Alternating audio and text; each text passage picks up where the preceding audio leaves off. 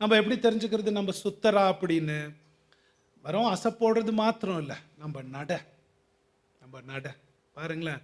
ஒரு யூதன் அந்த அசுத்த மிருகத்தை காலை பார்த்தே கண்டுபிடிச்சிருவான்.